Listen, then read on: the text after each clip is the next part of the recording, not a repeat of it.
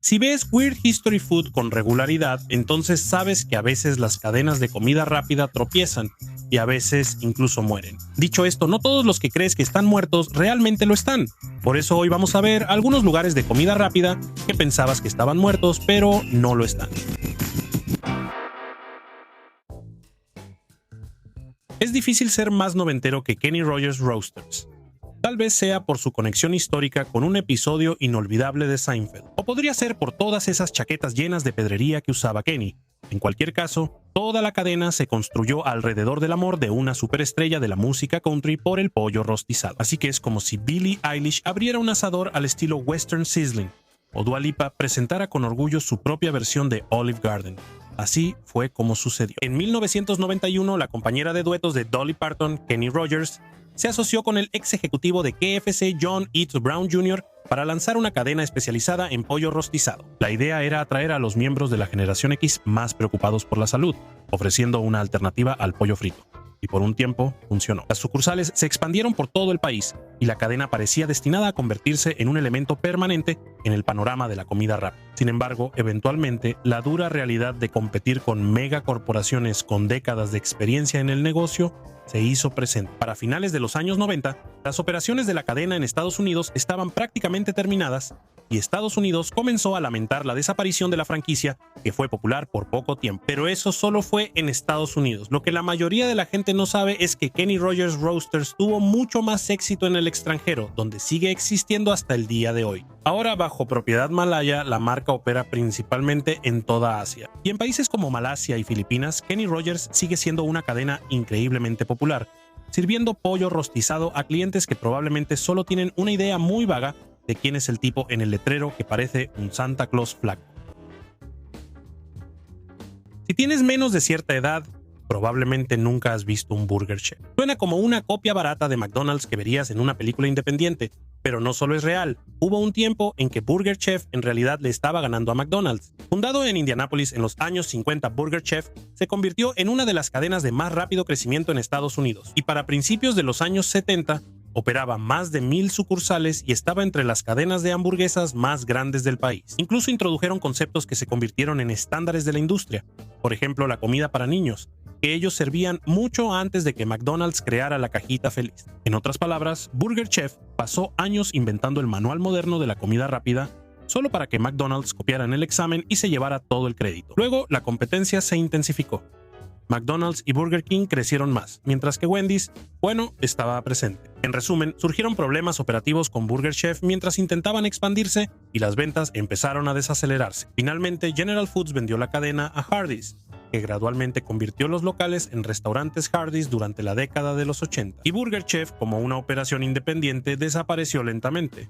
El último Burger Chef oficial cerró en 1996, pero de manera no oficial, que según escuchamos es donde existen todos los mejores restaurantes, algunos locales antiguos continuaron sirviendo platillos asociados con la cadena. Por ejemplo, un restaurante en Cleveland, Tennessee, nunca cerró realmente. En cambio, simplemente cambió su nombre a The Chef bajo el amparo de la oscuridad y siguió vendiendo todos los mismos productos, incluyendo la legendaria Hot Slow de la cadena. Como resultado, a veces se le conoce como casi Burger Chef, y es particularmente famoso entre los entusiastas de Burger Chef. Y sí, existen entusiastas de Burger Chef. Arthur Treacher no era chef ni restaurantero, ni siquiera un tipo al que realmente le gustara el pescado, hasta donde sabemos. Era un actor inglés mejor conocido por interpretar mayordomos, sirvientes y ese tipo de personas que anunciaban que la cena estaba servida antes de desaparecer a otra habitación para convivir con el resto del personal. Pero al parecer, para los estadounidenses, eso es todo lo que necesitas para ser el portavoz de una cadena de fish and chips. Fundada a finales de los años 60, Arthur Treacher's llegó en el momento justo. La comida rápida ya se había apoderado de Estados Unidos. Los conceptos de mariscos aún eran bastante raros, y los consumidores estaban desesperados por alternativas a las hamburguesas. Además, los estadounidenses siempre han estado enamorados de cualquier cosa que sea vagamente británica. En serio, ponle un acento inglés y, de repente, unos zapatos fritos envueltos en periódicos viejos suenan como algo que podría comer el rey. La cadena creció increíblemente rápido, y para finales de los años 70, Arthur Treacher's tenía más de 800 sucursales en todo Estados Unidos. Realmente parecía que el fish and chips podría convertirse en el próximo hot dog o sándwich submarino de América. Pero desafortunadamente Poseidón y el libre mercado tenían otros planes. A medida que la compañía crecía, los precios del pescado se dispararon. Nuevos competidores como Captain D's y Long John Silver's empezaron a abrirse camino, y pronto todo el modelo de negocio comenzó a desmoronarse. Durante las siguientes décadas, Arthur Treacher's se fue deslizando lentamente hacia ese extraño limbo donde existen lugares como Radio Shack, un lugar que solo existe en la memoria de personas de cierta edad. Pero incluso esos veteranos podrían sorprenderse al saber que Arthur Treacher's todavía existe. Sí, todavía quedan 3 sucursales independientes, y cada una de ellas está en el noreste de Ohio, no en Massachusetts, ni en Maine, ni en ningún lugar que esté siquiera remotamente cerca del océano. Solo el buen y viejo Ohio sin salida al mar.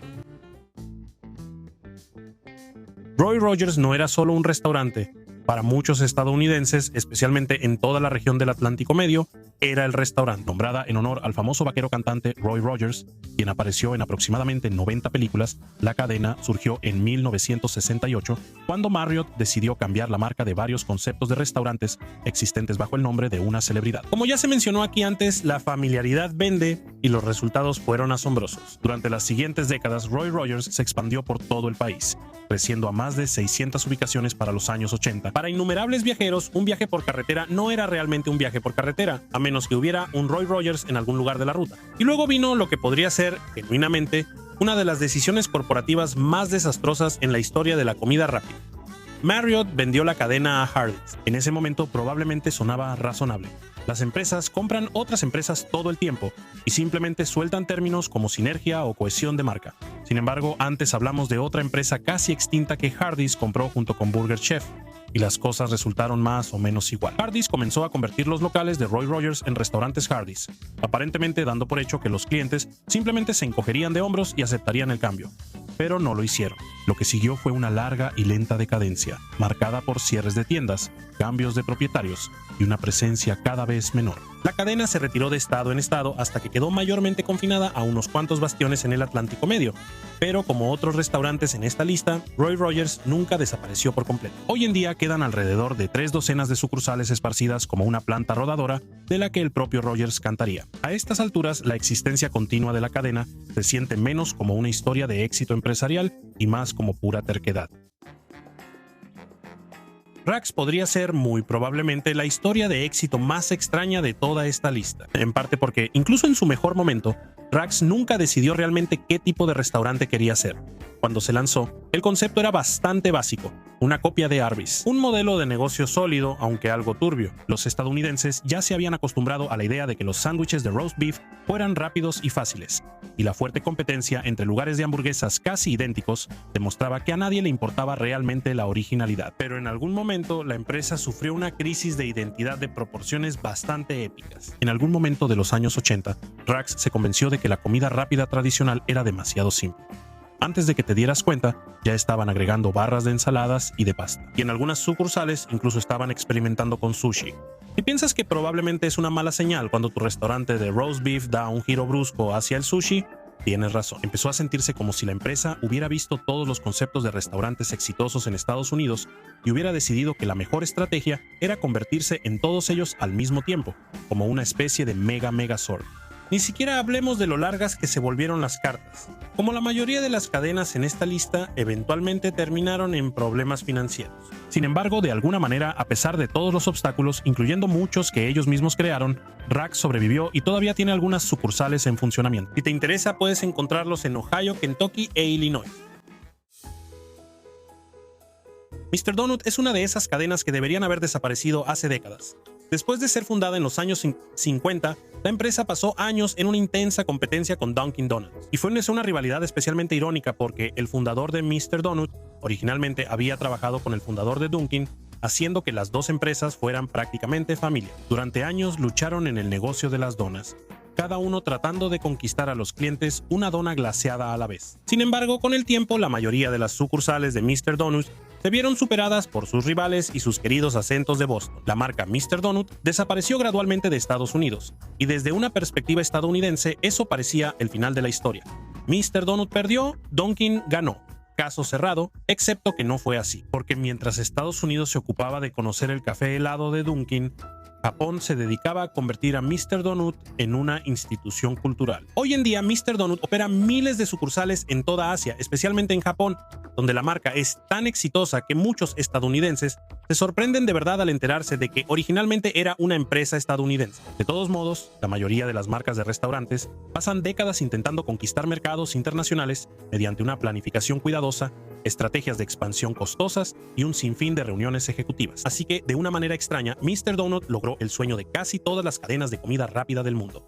Aunque uno podría imaginar que probablemente estarían más contentos de haber tenido éxito tanto en casa como en el extranjero. Al final del día, sin embargo, la historia de Mr. Donut es menos como una cadena de restaurantes que muere y más como una cadena de restaurantes que finge su propia muerte, se muda al extranjero y comienza una nueva vida con una casa más grande y una nueva familia. Boston Market se siente un poco diferente de las otras cadenas en esta lista porque la mayoría de la gente todavía asume que existe. Y no es en eso de los osos Bernstein tampoco. Pero si le preguntaras a 10 personas al azar si Boston Market todavía existe, la mayoría probablemente diría que sí.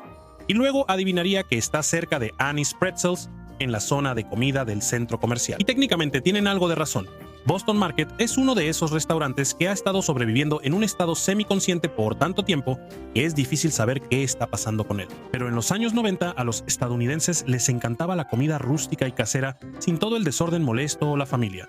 Y la empresa parecía imparable. Era como si tu abuela todavía estuviera viva y dispuesta a prepararte una cena de pollo en cualquier momento. O por $20, de todos modos. A la gente le encantaba y la cadena se expandió agresivamente. Aparecieron sucursales por todas partes. Y en su apogeo, Boston Market operaba más de 1000 restaurantes en todo el país. Pero, y siéntete libre de cantar si te sabes la letra de esta, la empresa se declaró en bancarrota, las tiendas empezaron a cerrar, la propiedad cambió de manos, más tiendas cerraron, siguieron más cambios de dueño, y Boston Market entró en un letargo de décadas. Cada pocos años alguien la compraba, prometía una recuperación, cerraba un montón de tiendas y luego le pasaba el problema a otra persona, como una carrera de relevos de comida reconfortante. A pesar de todo eso, de alguna manera, pese a todo, Boston Market se negó a desaparecer. Para finales de 2024 solo quedan 16 sucursales y estamos hablando de una empresa que alguna vez tuvo más de 1000 restaurantes. Eso no es una simple disminución, ese es el tipo de colapso poblacional que los biólogos estudian cuando intentan salvar especies en peligro de extinción. Los años 90 fueron el auge del movimiento de los restaurantes temáticos de carnes. En ese entonces, no podías simplemente servir un filete. También tenías que convencer a la gente de que estaban comiendo ese filete en un lugar completamente diferente como Australia. Pero en el caso de Lone Star Steakhouse, no solo ibas a estar en Texas, ibas a estar en la versión de Texas convertida en una tienda de regalos del viejo oeste. La música country sonaba a todo volumen por las bocinas, y las puertas de cantina se movían de un lado a otro cuando solo querías ir al baño. Caray, había tanta madera rústica y cuerda que te hacía pensar que te habías apuntado para cuidar ganado en vez de solo salir a cenar con la familia. Y a la gente le encantaba. En su apogeo, Lone Star Steakhouse creció hasta tener más de 260 sucursales en todo Estados Unidos. Pero a estas alturas del video ya sabes cómo va esto. Éxito, luego expansión, seguida de sobreexpansión y el inevitable dúo de pánico y bancarrota. Luego viene esa lenta y prolongada muerte, donde las sucursales desaparecen tan gradualmente que nadie se da cuenta hasta que un día se percatan de que no han visto el letrero en 15 años. Una por una, lo que había sido una estampida de restaurantes de carnes con una vibra exageradamente masculina se convirtió en un solo y extrañísimo, literalmente solitario, Lone Star Steakhouse. Probablemente esperarías que estuviera en algún lugar como Texas u Oklahoma, pero no. A finales de 2025, el último Lone Star Steakhouse que queda está en espera, Guam, ya sabes, al este de Filipinas, al sur de Japón, Guam. Sí, el último Lone Star está a casi 8000 millas de su estado homónimo, escondido en una base del Cuerpo de Marines para darles a los soldados una probadita del viejo ambiente vaquero de sombreros y espuelas. Así que, aunque la travesía ganadera para poblar América ya terminó para la cadena, una estrella solitaria en el Pacífico Occidental todavía llama a los soldados para una parrillada. Y sinceramente, si intentaras escribir el final más extraño posible para una cadena de restaurantes llamada Lone Star, probablemente no podrías inventar algo mejor que eso. ¿Tú qué opinas? ¿Y qué otros restaurantes que la gente cree que ya no existen siguen ahí haciendo lo suyo?